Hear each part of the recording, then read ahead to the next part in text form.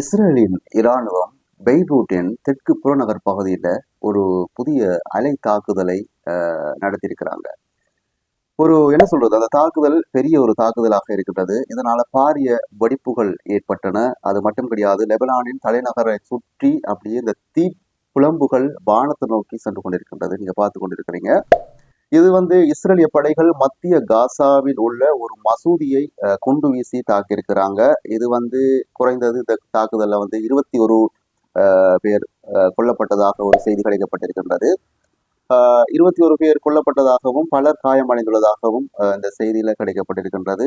ஏன் இந்த மசூதியை தாக்கினீர்கள் என்று கேட்டால், அதுக்கு அவர்கள் பதிலாக சொல்லக்கூடிய ஒரு விஷயம், பல இடம்பெயர்ந்த பாலஸ்தீனியர்களுக்கு அடைக்கலம் அளித்து வந்த மசூதியை ஹமாஸ் கட்டளை மற்றும் கட்டுப்பாட்டு வளமாக பயன்படுத்தியதாக கூறிதான் இஸ்ரேலிய போர் விமானங்கள் அந்த மசூதியை குண்டு வீசி தாக்கியிருக்கிறாங்க.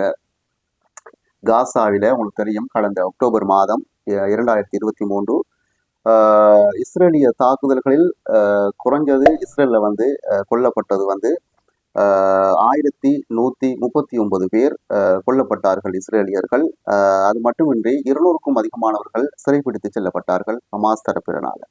அன்றைய தினம், அதாவது கடந்த ஆண்டு 2023 அக்டோபர் மாதம் 7ஆம் தேதி, நாளையோட ஒரு ஆண்டு காலத்தை பூர்த்தி செய்கிறது. இதுவரைக்கும் இந்த பிரச்சனைக்கு ஒரு முற்றுப்புள்ளி இல்லாமல் இருக்கிறது. பிரச்சனைகள் இன்னும் தொடர்ந்து கொண்டு போகிறது. பிரச்சனைகள் தொடர்ந்து கொண்டே வைத்திருக்கிறது. இந்த பிரச்சனைக்கு ஒரு முடிவு இல்லாமல் இருக்கிறது. இப்பொழுது உங்களுக்கு தெரியும், இந்த தாக்குதல் எங்கே ஆரம்பித்தது, இப்போது எங்கே நிறுத்தப்பட்டிருக்கிறது, எல்லா விஷயமும் நாம் அனைவரும் தினமும் நியூஸ்ல பார்த்து கொண்டுதான் இருக்கின்றோம். இருப்பினும் அந்த இதுவரைக்கும் காசாவில் அக்டோபர் 2023 முதல் இஸ்ரேலிய தாக்குதலில் குறைஞ்சது 41,825 பேர் கொல்லப்பட்டுள்ளனர். அது மட்டுமில்லாது 96,910 பேர் இந்த யுத்தத்துல காயமடைஞ்சிருக்கிறாங்க. இந்த யுத்தத்தை பொறுத்த வரைக்கும், இந்த போர்ல ஒரு பிரச்சனைக்கு சுமூகமான முறையில தீர்வு கிடைக்குமான்னு கேட்டா கேள்விக்குறியாக இருக்கிறது. எந்த ஒரு பிரச்சனையையும் சுமூகமான முறையில பேசி தீர்க்க முடியுமா என்று கேட்டால் அது கேள்விக்குறியா, அல்லது நம்ம ஒவ்வொருத்தருடைய மனதிலையும் அது ஒரு பதில் இருக்கிறதான்னு எனக்கு உங்களுக்கு தெரியும். என்னை பொறுத்த வரைக்கும் இந்த பிரச்சனைக்கு அத்திவாரம் போட்டது ஹமாஸ் தரப்பினர் தான் சொல்ல வேண்டும். ஏன்னு சொன்னா, அவர்களுடைய சார்பாகவும் இஸ்ரேலியர்களுடைய சார்பாக அவர்கள் அடிக்கடி முன்வைக்கக்கூடிய ஒரு கருத்தாக இருக்கிறது, இந்த பிரச்சனையை ஆரம்பித்தது நாங்கள் கிடையாது, இந்த பிரச்சனையை ஆரம்பித்தது அவங்க சைட்ல. இப்போ அந்த பிரச்சனை இதுவரைக்கும் தொடர்ந்து கொண்டிருக்கிறது. அந்த பிரச்சனைக்கு நாங்கள் ஒரு முடிவு காணாமல் விட மாட்டோம் என்ற ஒரு பகிரங்கமான கருத்துக்களை இஸ்ரேல் பிரதமர் நெத்தன்யாஹூ அடிக்கடி அந்த கருத்துக்களை முன் வச்சு வராரு.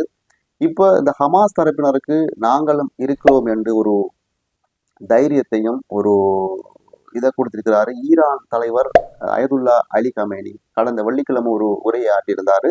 அந்த உரையில ஒரு பல மறைமுகமான பேச்சுக்களை அவர் விசித்திரமான முறையில் பேசியிருந்தாருன்னு சொல்ல வேண்டும். பல முஸ்லிம் நாடுகள் நாங்கள் ஒன்றிணைந்து அந்த பிரச்சனைக்கு தீர்வு காண இருக்கிறோம் என்ற ஒரு பாணியில பேசியிருந்தாலும் அவர் இதுவரைக்கும் ஹமாஸ் தரப்பினருக்கு உதவியாகவே தான் இருந்தார். இருப்பினும் அந்த அளவுக்கு, அதாவது கடந்த இஸ்ரேலுக்கு 200க்கும் அதிகமான ஏவுகணை தாக்குதல்களை நடத்துவதற்கு முதல்ல ஹமாஸ் தரப்பினருக்கு இந்த அளவுக்கு ஒரு சப்போர்ட்டாக அவர் இருந்தாரா என்று கேட்டால் அது ஒரு கேள்விக்குறியாகத்தான் இருக்கின்றது. அதுக்கான காரணங்கள் பல இருக்கிறது என்றும் அவர் அவருடைய பாணியில கூறியிருந்தார்.